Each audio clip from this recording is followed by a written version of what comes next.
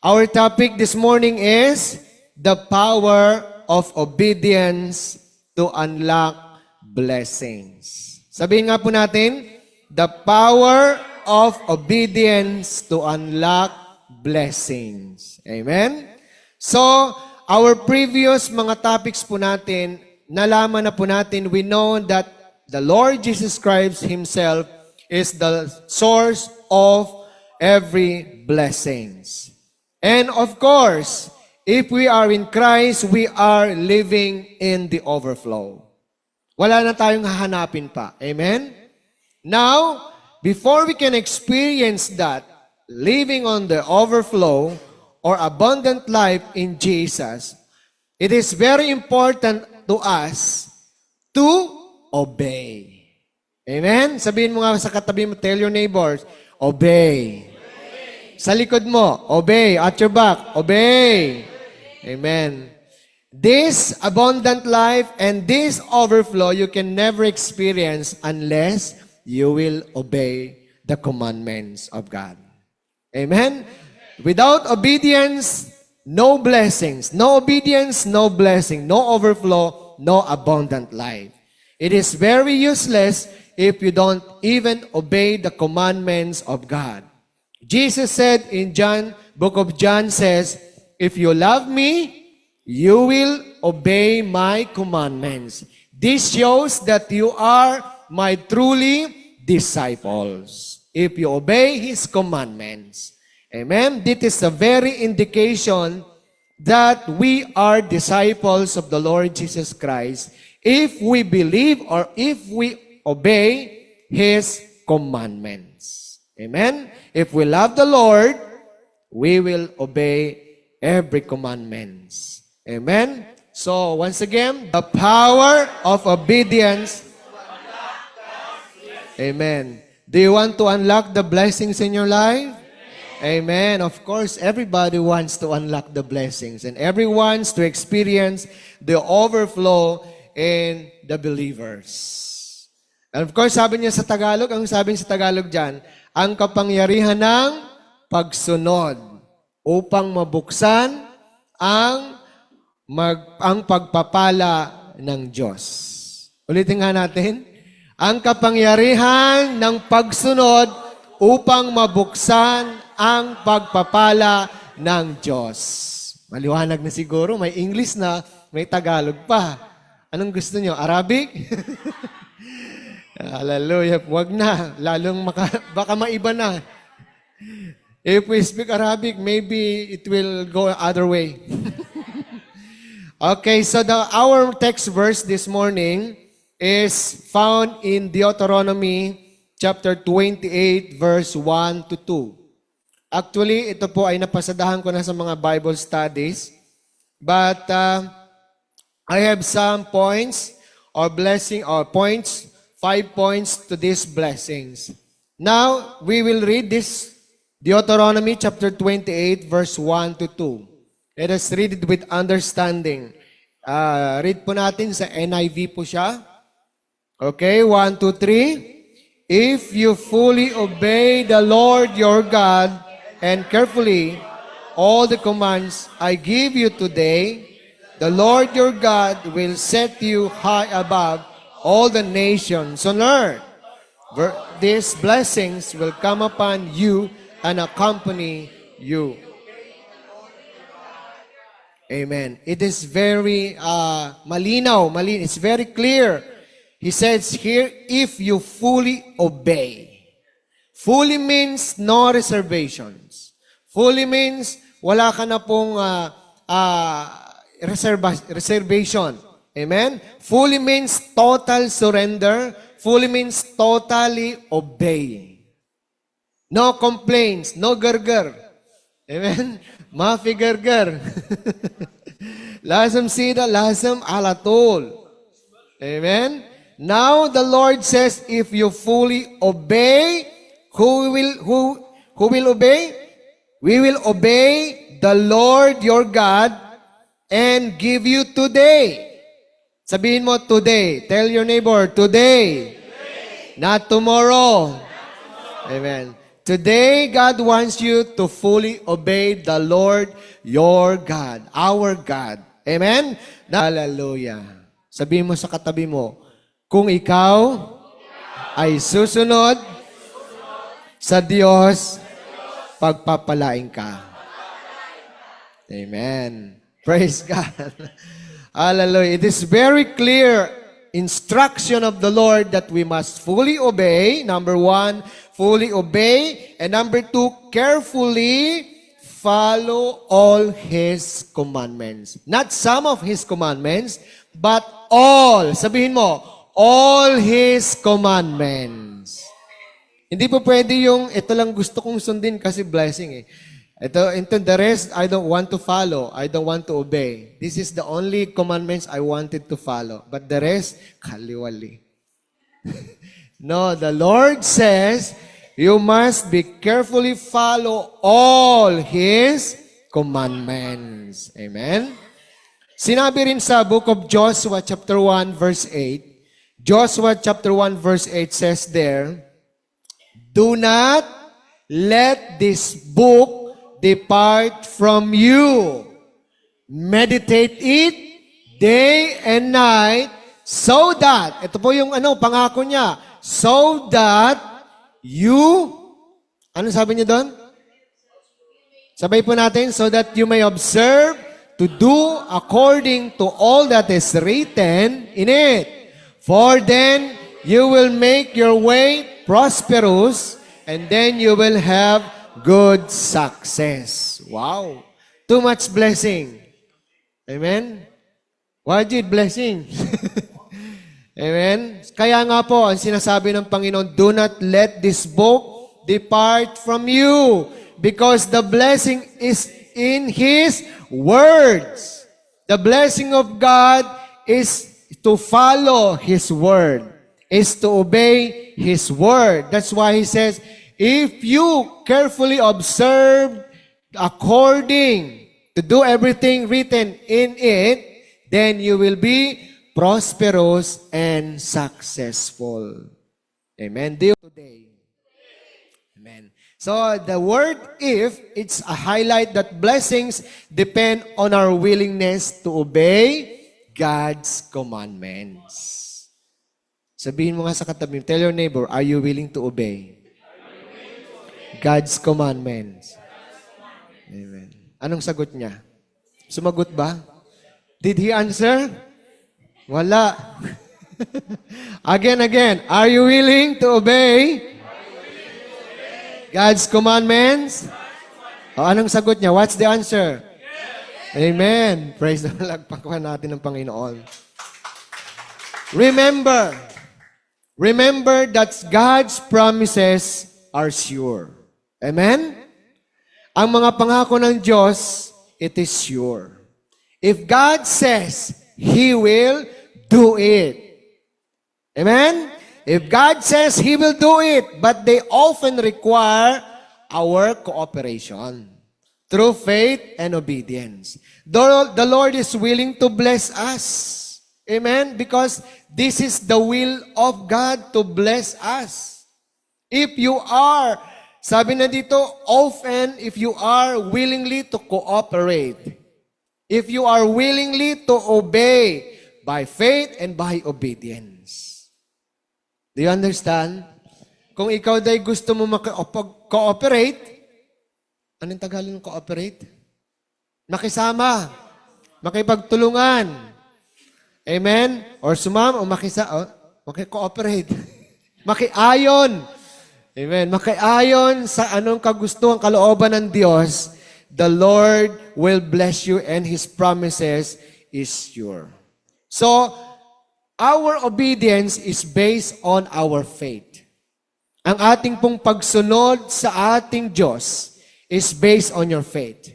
Because you will never obey someone if you don't have any faith regarding. Hindi mo pwedeng sundin ang isang tao na hindi mo kilala. Tama? Hindi mo pwede siyang sumunod sa kanya, sa kanong gusto niya, if you don't know him or her.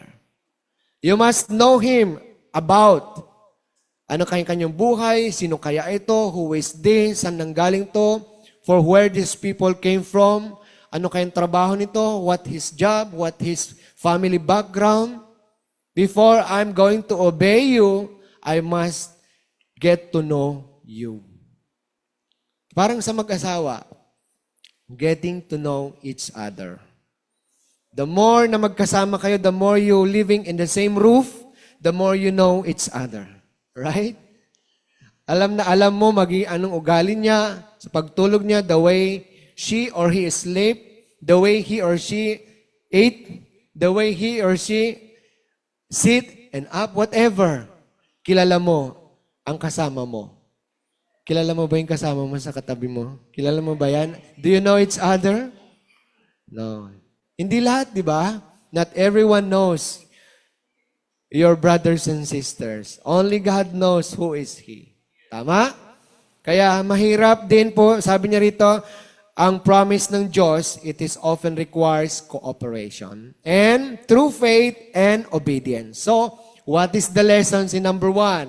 Ang sabi niya doon, to experience God's blessings, we must live a life of intentional and complete obedience to His Word. Wow!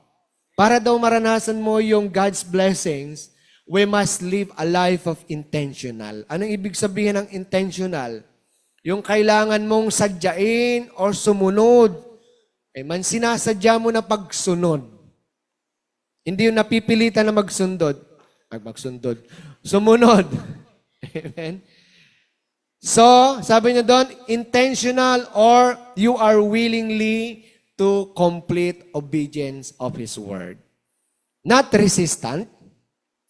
Ano, mahib ka? Mahib ka. Yung ayaw na ayaw mo na sumunod. Parang there are many complaints. Complain, then obey. May mga nagrereklamo. Sometimes you complain before you do. Pero tayo mga anak ng Diyos, gumawa muna tayo bago tayo magreklamo. Amen? Do what God says and the blessings will follow. Amen? Palakpakan po natin ang Panginoon. Number 2, mabilis lang po ako. Number 2, obedience requires full commitment. Say it again, sabay-sabay po natin. Obedience requires full commitment. Anong ibig sabihin nito? Ang pagsunod daw po natin ay nangangailangan ng buong pangako.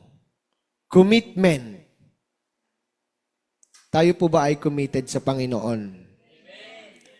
God requires us a full commitment. Anong sabi niya doon? Half-hearted obedience is not enough. Sabihin mo sa katabi mo, tell your neighbor, half-hearted obedience is not enough. Yung bang kalahati lang ibibigay mong pagsunod sa Diyos, hindi po ito. Yung sinasabi kong sa kangkay, no? Sa kanan, sa ibang araw, Kristiyano ka. Pag Friday, Christian ka. So the Lord, sabi niya rito, half-hearted obedience is not enough. Hindi po kinakailangan, hindi po gusto ng Panginoon yung ikaw ay half-hearted. Minamina. Roh yamin, roh yasar. Lasem sida. Sabi ng Panginoon, God desires complete surrender and devotion. Complete surrender. What do you mean by complete surrender? Everything that is in you, ibigay mo. Give it to the Lord. Amen? Give it completely to the Lord. Yung kanta po na I surrender all. Kantahin nga po natin yan. Ayaw mo dito Kuya Sel. Sandahin po natin.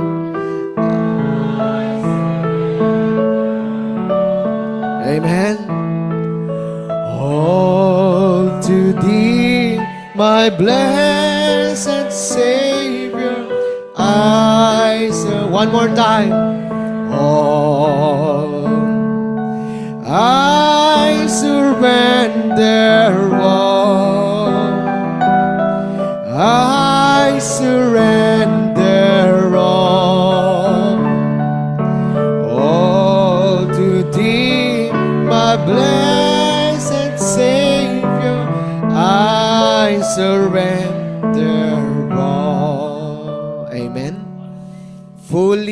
surrender, completely surrender to God.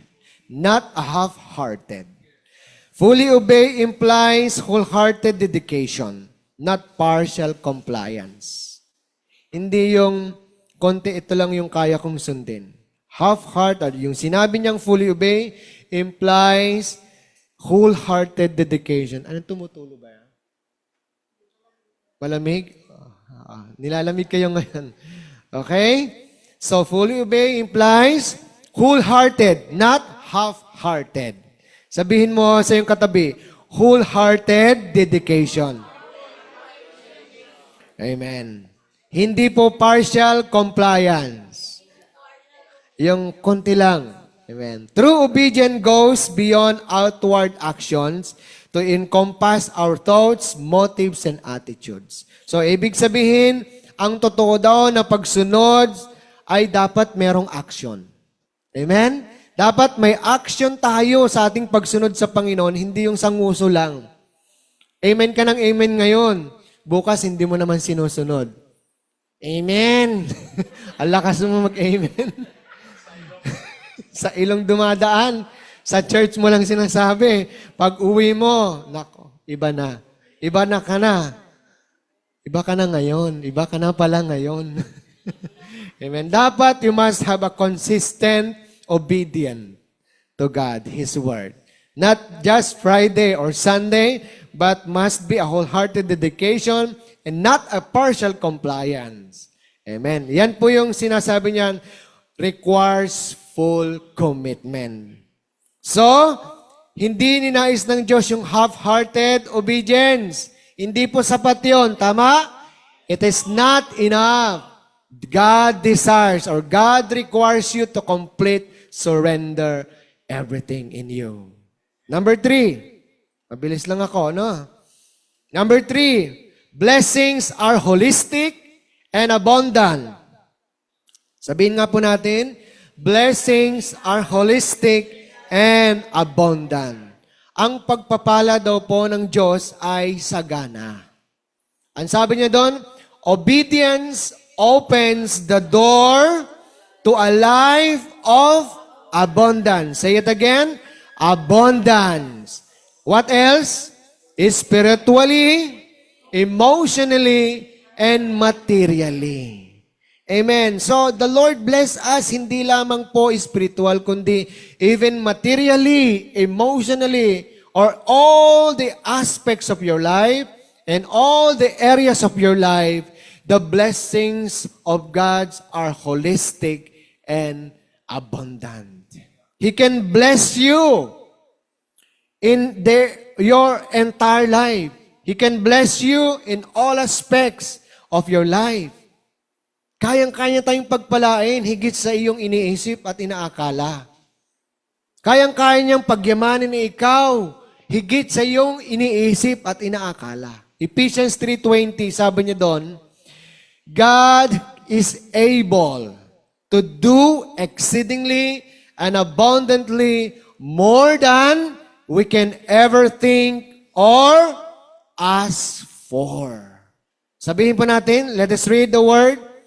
Now, to Him is able, exceedingly and abundantly above all or think, according to the power that works in us. See, maliwanag po dyan. All that we ask, all that we think, higit sa ating iniisip, higit sa ating inaakala, sa pamamagitan ng kapangyarihan, the works that is in us. So the Lord Himself, Jesus, if we obey or fully obey to the commandments of God, this is the promise. Amen? He will exceedingly bless you and, sabi na dito, exceedingly abundantly above all that we can think or ask for. Kaya kayong payamanin. Amen? Kaya tayong pagpapalain ng Diyos. Hallelujah. So, wag na po tayo magduda. Let us not doubt, but we must trust and obey His words. Hallelujah. So the blessing described in the chapter include favor. Ito po yan. Kasama po dyan yung pabor ng tao, favor ng Diyos. Favor of men and favor of God. This is the holistic blessings. Amen? This is favor. Some people will come to you to bless you. Hallelujah. Some people will come to you and give your needs, yung mga pangangailangan mo. Because the Lord Himself will touch the heart of that people and He will come to you to give your prayers. Amen? To give your needs. Sino nakabasa na si Elijah, yung uwak? Yung uwak, nung si Propeta Elijah ay wala na pong pinapatay na lahat ng mga propeta sa Jerusalem. Ang iniisip ni Elijah, he's thinking that he is the only one remaining prophet on that place. That's why, nagtago po siya. He goes to cave. Nagtago po siya. Doon kasi, they will kill him. Papatayin po siya. Pero ang sabi ng Panginoon, the Lord says, do not be afraid. You're not alone. There are many prophets in this place. And so, Elijah hide it inside the cave. You know what? The Lord brings yung uwak. Yung crow. Yes. Pinapadalhan ng Diyos sa pamamagitan ng uwak, the crow will bring food to Elijah. See? Ang lahat ng whatever the needs of Elijah, the crow will bring. Gusto mo ng meat? You want meat? He will give the meat. Whatever. So tayo, nag-aalala po tayo. We, sometimes, we doubt what God is preparing for us. Nagdududa po tayo eh. Hindi tayo humihingi ng uwak, Lord, padalhan mo ako ng uwak. Ayan. Padalhan mo akong uwak sa buhay namin para ipagkaloob whatever my needs. Kaya sabihin mo sa katabi mo, siguro ikaw ang uwak sa akin. Yeah. Uwak, the crow. I said the crow. Maybe you are the crow of my life. And tell your neighbor, maybe you are the crow of my life. You will bring my needs. Amen. Uwak ka sa buhay ko. Amen. Hallelujah. Ang sagwa ng uwak, ano bang ibang, may iba pang term? Raven, pinaganda, raven or the crow. Yung itim na uwak, the black, raven. Yes, you know that? Yung mga nakikita nyo dito, marami dito yan, di ba? Kapag hindi ka if you don't obey, maybe the raven, tumuka ng pusa dyan na matay, sa'yo. You know, the cat, if the raven is hungry, if he saw any dog or cat in the road or in the street, tinutukan niya yun. Baka yun ang pagka hindi ka nag-obey, dadalhin sa, ito, pusa sa'yo kasi. Para sa'yo, pusa. Para sa'yo, aso. Iba yung pinadala. But the Lord, if the Lord will bring you this, specifically, your needs, ibibigay sa'yo ng Lord. Amen? O wala nang pera ito, bigyan mo ng 500. Yan. Bigyan mo ng 100. O this brother, my son has no money, hindi pinapasahod. Ikaw na bahala sa pangangailangan niya. O, papadalahan ng Panginoon. God will send the raven in your life. Amen? Hallelujah. Hanapin mo nga yung verse na yun, kuya. Para mabasa po nila. Balik-balikan po na. Amen? The raven. Hallelujah. So, wag po nating ismolin yung mga uwak dyan sa daan. Amen? Madaming uwak dyan. Tama? Nasa puno yan, uwak, pag ganon. So, sila po talagang ginagamit ng Diyos para mabigyan ng pangangailangan mo. Maitim man yan, hindi maitim ang budhi. Even that crow or raven is dark, but their heart is white, clean. Amen? Because ginamit sila ng Diyos eh. Prophet yung pinadalhan, tayo pa kaya na tayo mga hindi prophet, pero mahal ng Diyos. Diba? Ang sabi ng Bible, ayan po, 1 Kings 17 verse 8. Basahin po natin, the ravens, ravens, marami, hindi lang pala nag-iisa. The ravens, basahin po natin, sabay-sabay. The ravens brought him bread and meat. Wow, may tinapay pa.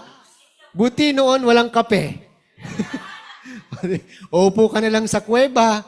Tapos, ayun, sabi niya rito, the bread and meat in the morning and bread and meat in the evening.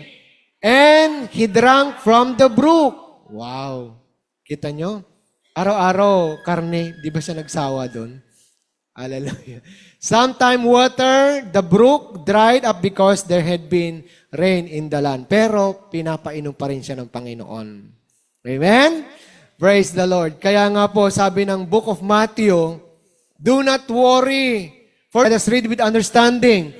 Therefore, do not worry for tomorrow.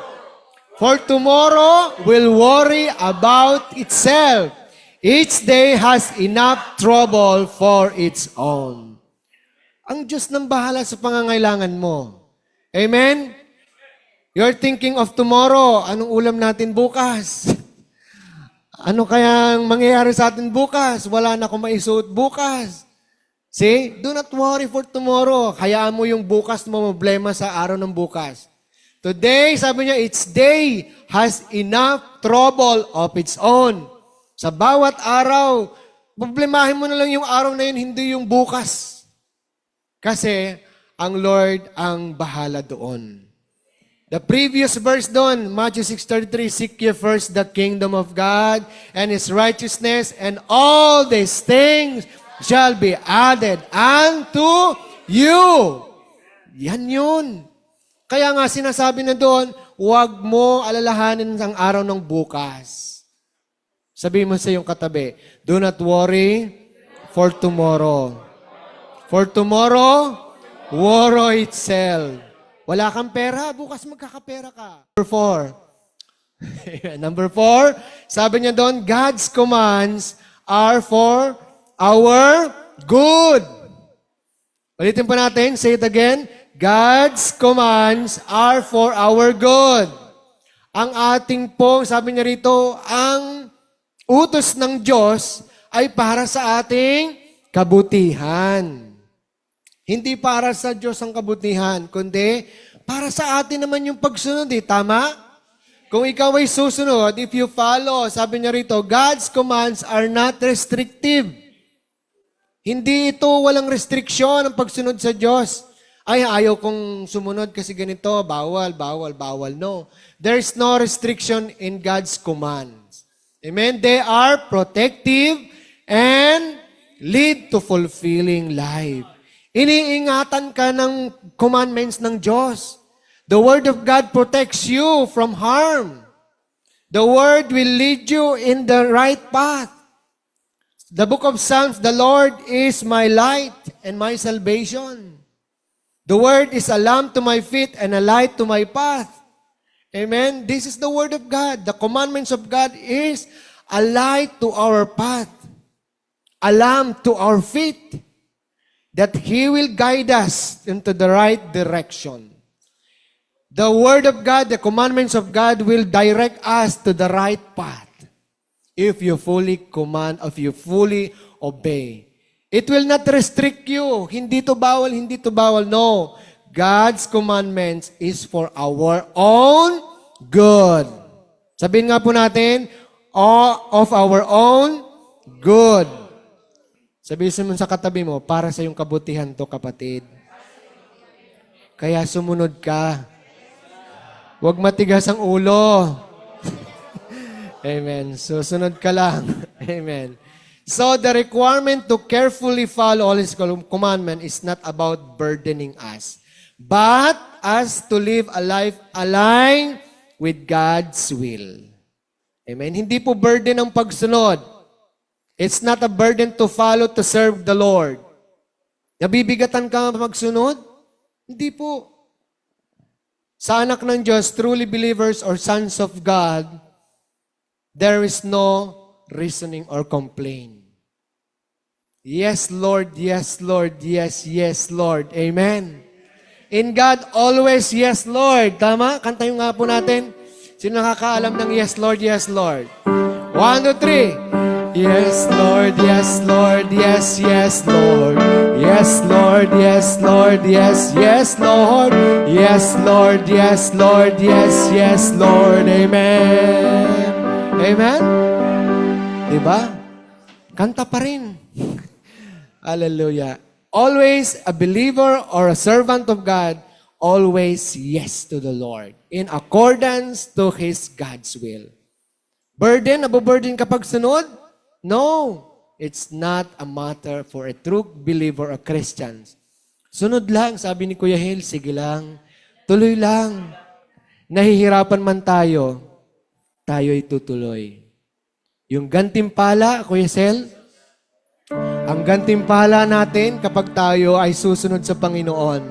Ang sabi nun sa verse 1, marami mang hadlang sa aking pagsunod at kadalas ay napapagod. Hindi papipigil, patuloy na maglilingkod. Tangi kong mitiin, ikaw ay malugod. Verse 2, aking pagtilingkuran, nahihirapan man, kahit na nasusugatan, kasangkapanin mo. Ikaw ang tunay na may-ari ng buhay na ito. Ano mang danasin ko, basta't ikaw, Jesus, ikaw ang gantimpala ko. Amen? Amen po ba? Palakpakan po natin ang Panginoon. Amen. Marami mang hadlang, amen. There are many obstacles, challenge in our life. But sabi niya doon, patuloy lang po tayo. Because our reward is in Jesus. Amen. Hallelujah. Napagod ka na ba sa paglilingkod? Nagsasawa ka na ba sa paglilingkod? Are you tired of serving the Lord? No, di ba? Walang kapaguran. Hindi ka na ba masaya sa paglilingkod sa Panginoon? Are you not happy in serving God? Hallelujah. Hindi ka na ba masaya? Dapat laging masaya. Diba sabi nung kanta natin, ang nakay Kristo ay laging masaya. Amen? So, serving the Lord is not optional. Serving the Lord is not a burden. Obeying the Lord is not a matter of burden. Serving the Lord is fully surrendering. Hallelujah. So God, sabi niya, obedience in expression of trust in God's wisdom and love. Ulitin ko po, obedience is an expression of trust in God's wisdom and love. Yung pagsunod daw po natin, this will reflect of our trust, pagtitiwala sa Diyos. Yung pagsunod natin sa Diyos, nagpapakita daw po ito ng pagtitiwala po natin sa Kanya. Pagtitiwala po natin sa Kanyang karunungan at sa Kanyang pag-ibig. Because we love God, because He loves us, we obey fully unto the Lord. Amen? So number 5, patapos na po ako.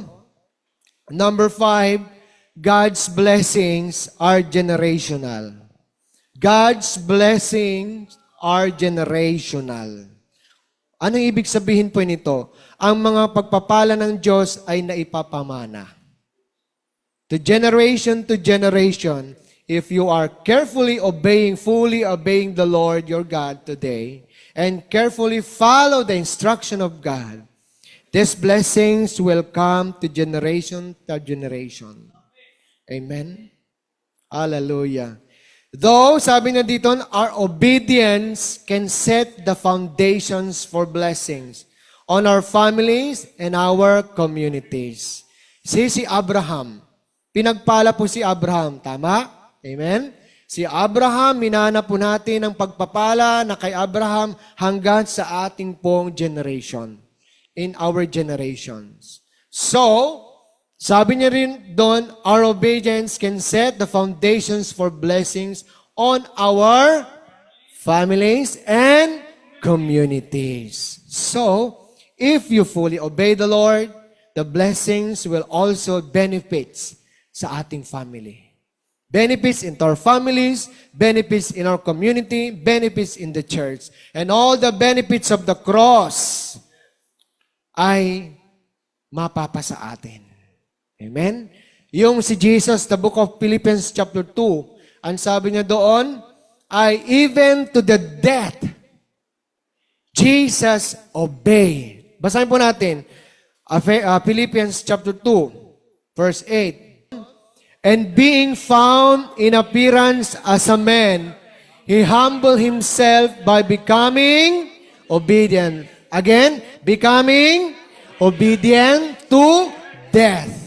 Even death on the cross. Hallelujah. Jesus himself obeyed to his Father.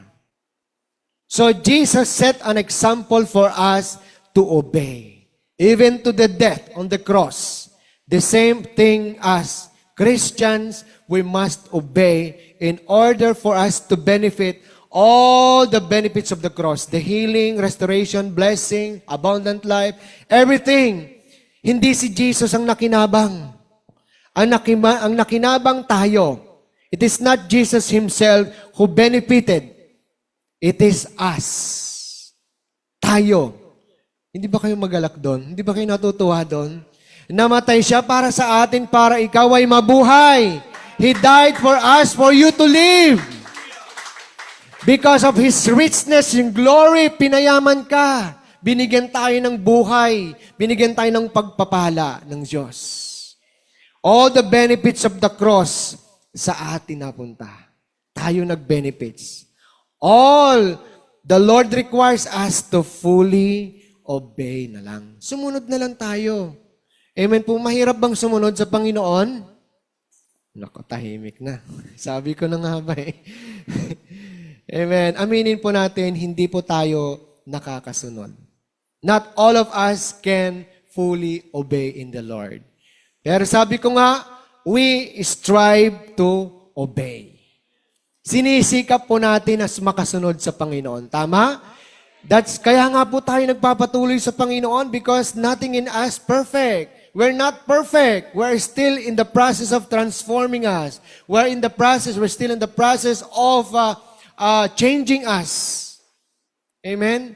Patuloy po tayong, tawag dito, pinuprune, tinatapyas, tinatanggal yung mga ugali po natin na hindi pa natin kayang ibigay sa Diyos. Still, we are in the process. Hanggat di dumadating ang Panginoon, hindi pa tayo tapos. Hindi pa tapos ang Panginoon sa iyo. You are still in the process of justification, sanctification, and glorification. Glorification, yan ay yung pagdating ng Panginoon. Pagdating ng Panginoon, we will all be caught up in heaven.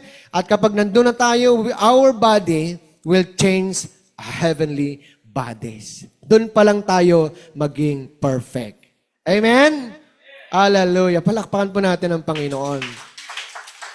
Kaya nga po, sabi niya doon, though not explicitly mentioned in verse, dito po sa verse 1 and 2, often extend the future generation of those who walk in obedience. Yun nga po yung sabi ko kanina, namamana po natin ang pagpapala sa ating mga anak, sa ating mga kaapu-apuhan, at sa ating magiging anak pa if we obey fully the Lord, His commandments. Wala pa kayong mga anak? Sino nga pang wala pang anak dito? I-bless ni Lord. I will mention these blessings. Deuteronomy 28. Sabi niya dito, the fruit of your womb will be blessed. Amen. Pagpapalain ng Diyos. Sino pang walang anak dito, i-bless ng Diyos ang iyong womb.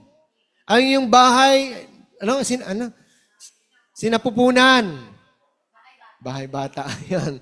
Amen. The womb of you will be blessed, and the crops of your land, and the young of your livestock, and the calves of your herds, and the lambs of your flocks. Wow! overflowing blessing if you obey in the Lord Jesus Christ, in His commandments. Amen. Number 5, verse 5, your basket and your kneading trough will be blessed. Wow! This is very overflowing blessing sa atin. And verse 6, you will be blessed when you come in and blessed when you go out. Now, verse 7, the Lord will grant that the enemies who rise up against you will be defeated before you. They will come at you from one direction, but flee from you in 7. Wow!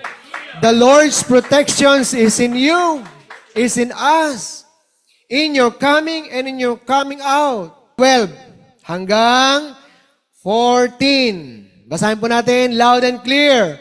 The Lord will open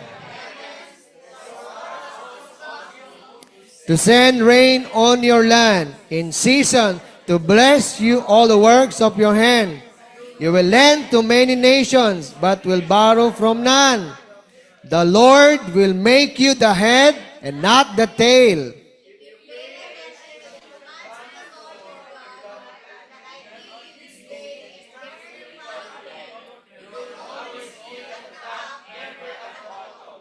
Do not turn aside.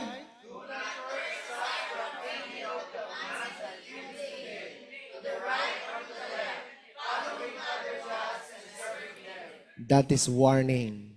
Today, that means this present day. This present moment. Today. Now this is the start of your obedience.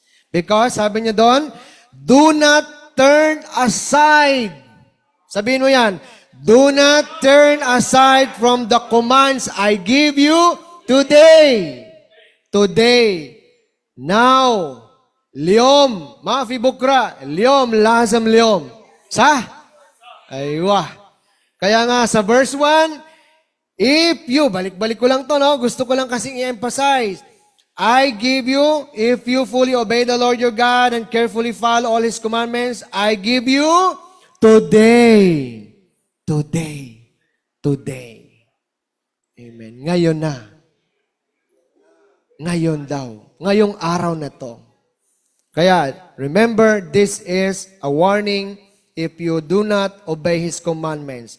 I gave you to the right or to the left, following other gods and serving them. Sabi niya doon, kung ikaw ay maglilingkod sa mga Diyos-Diyosan, at sabi niya dito, kung susundin mo ang mga Diyos-Diyosan at paglilingkuran mo, curse will follow.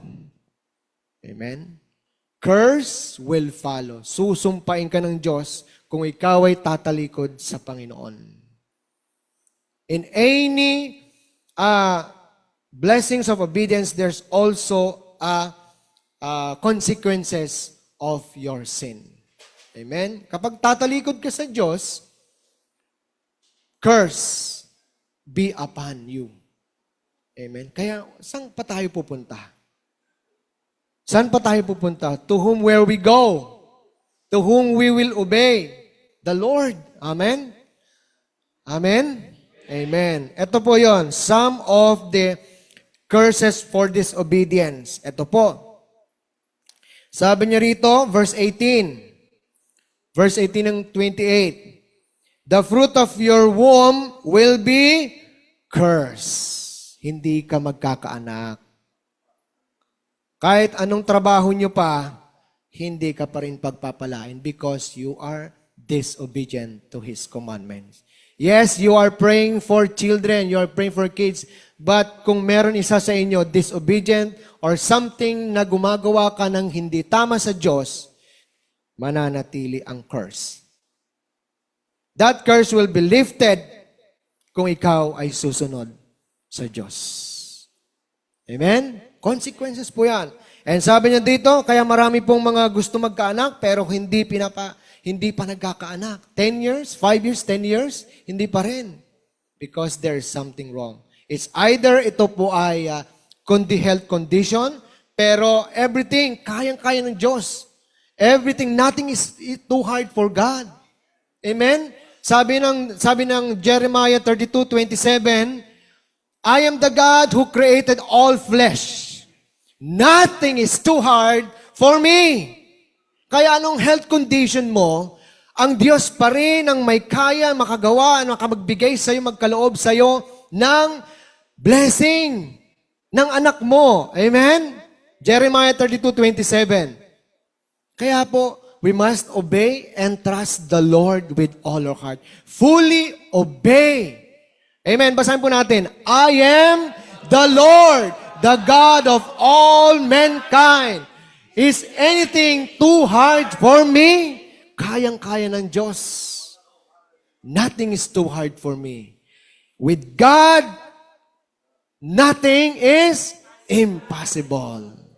Hallelujah. Yung sasabihin mo, hindi na kami magkakaanak kasi baog siya. Hindi na kami magkaanak kasi itong medical niya. Hindi kami magkakaanak kasi lagi siyang pagod. No. You are hindering the blessings of the Lord. Hallelujah. Palakpakan po natin ang Panginoon. Ang sabi niya rito, eto pa, verse 28, the Lord will afflict you with madness, blindness, and confusion of your mind. Okay? And sabi niya doon, sa verse 30, you will be pledged to be married to a woman, but another will take her and ravish her. Anong ibig sabihin po nito? Yung nakaplano na yung pagpapakasal mo. Pero on the day of your wedding, iba palang pinakasalan niya. Iba pala yung mahal niya. Amen. Marami po nangyari yan. Amen. The day of their wedding, marami pong tumatalikod. Amen. Sayang ang gastos. Sayang ang pera ko. Ibinili ng lobo. Sa pagkain sana, nabusog pa ako. Diba? Hallelujah. So yun po, be careful of disobedience. Amen? So sa atin po, tanong, bilang pagtatapos, are there areas where you are struggling to fully obey God?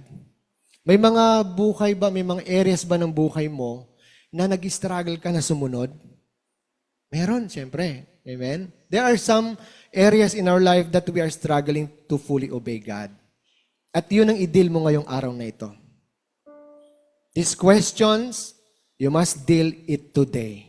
Because the Lord says, today, not tomorrow. Amen? The second question says, ask for the strength to walk in obedience and trust His promises. Hindi question po ito. Ito po ay command. Ask for the strength to walk in obedience and trust His promises.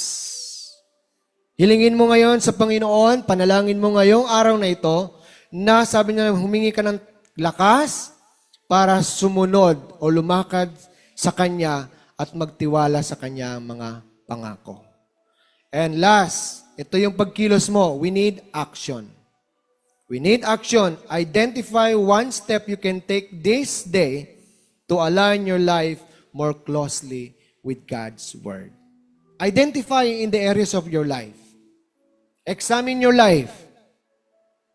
And you will start today to align your life more closely to God. Amen? Tayo po'y tumayo. Hallelujah.